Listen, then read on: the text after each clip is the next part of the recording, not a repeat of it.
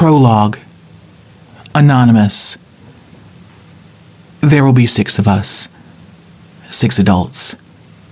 Stuffed into a 6-person minivan like sardines, with all the luggage we felt we couldn't possibly live without during our vacation at a swanky luxury inn. Our reservation is for 6 days. 6 days of hiking and hot tubs. 6 days away from civilization. My mother was a religious woman. That's how I know that on the 6th day, both man and serpent were created. You know, the snake that eventually convinced Adam and Eve to eat the forbidden fruit and got them kicked out of the Garden of Eden forever. That's why the number 6 represents both man and the evil that weakens him. In Revelation, 666 is the number of the devil. The 6th commandment is thou shalt not kill. 6 is not a nice number. I'm not religious. I don't go to church. I don't believe in a higher power. 6 is just like any other number to me. But I know that every single one of these 6 people has a secret they don't want anyone to know. I can tell you my secret right now. At the end of this week, only one of us will make it home alive. Chapter 1. Claire. I don't know when I started to hate my husband. I didn't always. When we tied the knot over 10 years ago, we held hands and I swore I would love him forever, until death did us part. And I meant it. I meant it with every fiber of my being. I genuinely believed I would be married to Noah Matchett for the rest of my life. I fantasized about the two of us growing old together, holding hands while sitting in matching rocking chairs in a retirement home, and when the minister declared us husband and wife, I patted myself on the back for choosing the right guy. I'm not sure what happened between then and now, but I can't stand the guy anymore. Where is my U Chicago shirt, Claire? Noah's hunched over the top drawer of his dresser, his eyebrows bunched together as his hazel eyes stare down into the contents of the drawer. He clears his throat, which is what he always does when he's concentrating hard on something.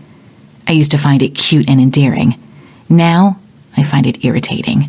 Nails on a chalkboard irritating. I don't know. I grab a couple of shirts out of my own dresser drawer and shove them into the brown luggage gaping open on our bed. It's not in the drawer? He looks up from the drawer and purses his lips. If it were in the drawer, why would I be asking you about it? Maybe this is why I hate my husband, because he's become a huge jerk. I don't know where his shirt is.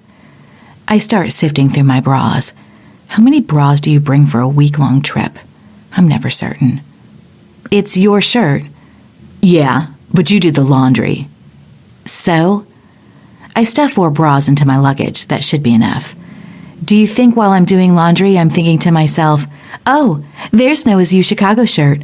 Better put that somewhere special, instead of the drawer where I put every other shirt of his I've ever washed in the history of doing laundry. He rolls his eyes at me and sifts through his drawer one more time. Well, it's not in here. I don't know what to tell you, Noah. He rubs at the dark stubble on his chin that has a hint of gray. He hasn't shaved in 3 days, because he's been working from home.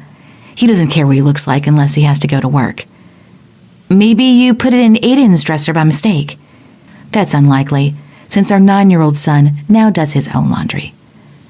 Somehow my 4th grader can wash his own clothes, but my adult husband is not capable of it. From the moment we got married, laundry automatically became my responsibility. There was no discussion. The wife does the laundry. End of story. You're welcome to check Aiden's dresser, I say. Noah shoots me an exasperated look. Then he stomps off in the direction of our son's room, his large feet creaking against the floorboards. He's not going to find the shirt there. I would bet $1,000,000 the shirt is right in that top drawer where he's been looking all along. In only a few short hours, we are embarking on a week-long trip to a cozy inn located in the northern part of Colorado. It will be about a 4-hour drive to get there, followed by a week of breakfast buffets, a jacuzzi, nature walks, and a lake with trout that are basically jumping out of the water. It's the perfect combination of getting away from urban, or in our case, suburban, life, and still enjoy hot and cold running water and cable TV.